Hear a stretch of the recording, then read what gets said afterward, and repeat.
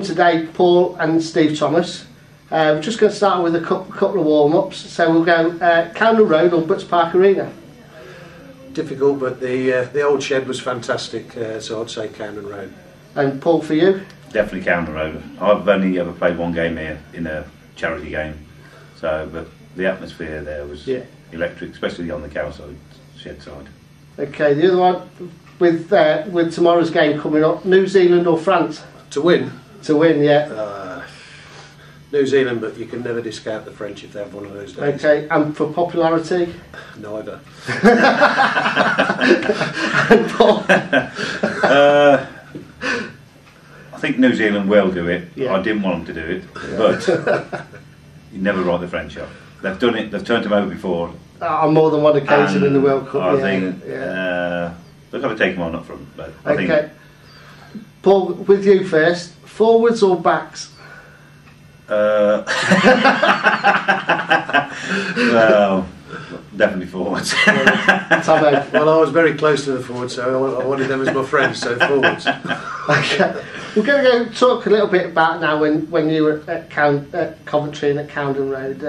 Who were the best players that you felt you played with during those times? I'd say the best fly half was Hugh Davis. He was a great player, very quick. Played with some great players. The joy of playing with Jeff Evans, a name from the past, British line. He was a great player. But there goes my phone. Loads of great players in those days. Very privileged. And for you, Paul? Same, through the 80s we had a wonderful team. We had some great players. Yeah, I agree with that, yeah. Hugh Davis, Marcus Rose, excellent players. Steve Brain, Graham Robbins, England, all England players, excellent players. And forwards, superb. You could rely on there. If there was going to be any problems, you knew you were going to be backed up. So you would never fear of going out and playing against anybody. What do you think was the best game you actually played? If you had to pick a game that you said, I felt like I played exceptionally well in there, or just the enjoyment of the atmosphere in the game, which one of that? I don't know, there's a lot of games. It's a long time ago, but Paul's just mentioned today he's got some photographs of a game we played against Harlequins in the Cup down at Harlequins, and obviously they're in the Premiership now. Yeah. Always been a good side. We were 12-0 down after 10 minutes and beat them 24-12 in the Cup, so that was a memorable game. And after the game they gave us, what did we have? We had pie and chips, and they had steak and chips. So you just had to say you were a Harlequins player when you went for your food. I understand they still haven't changed that. No, they still do that. Scoop Memorial, that's right. And for Paul, one of the most memorable games that I can remember, and I had an outstanding game. We played at Cardiff, and I played against Terry Holmes, who was an international at the time. Yeah. And he was like 6'1", awesome player. And somehow I just had an excellent game against him. No one else saw the ball that day. And it was just him and Terry Holmes. It was just. I think if there'd been a selector there that day, I think I might have got a cap, but wasn't to be. But no, that's probably one of the best games I can remember. Steve, over the years, the game's changed in a number of ways. How do you feel your position over the years changed? I know obviously the latter years you've as a viewer rather than a player. But how do you think it's changed? I don't know. Obviously the scrum half marshals the game probably more that nowadays than when I played. It was obviously a key position then, but. They seem to run with the ball a little bit now from the base of the scrum and the base of rucks mainly, 2 or 3 steps and pass the ball. And they don't seem. It's difficult to get quick ball these days. It's more difficult to get quick ball these days. It looks for me when they do that, they're actually taking away the space that backs to work in. Yeah, but a lot of the time the ball's been slowed down. The defences are so quick to line up these days that perhaps they're just having a little bit more of a look than we used to have. Get the ball a little bit quicker and the gaps were there in those days. Obviously defences are far better now and it takes a lot of breaking down. You have to go through 10, 15 phases of rugby before you can break a defence down. And Paul, your position and in the back row, how's that changed? Personally, I don't think it's changed a hell of a lot from open side play really. it seems the laws have changed. The laws have changed over the. It's just changed, and I don't think I can keep up with them because I don't know half of them anymore. It's just crazy, you know.